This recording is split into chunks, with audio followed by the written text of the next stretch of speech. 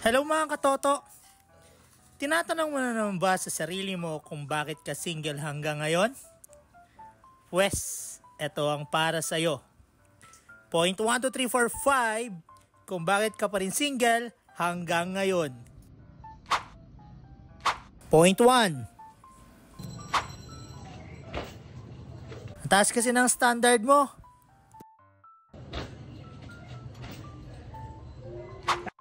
Point 2.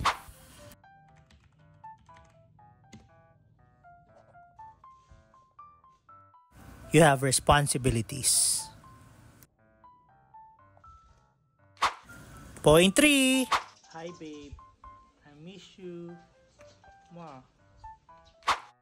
Di ka pa move on sa ex mo. Point 4. Ang sungit-sungit, palaging galit, gusto manakit.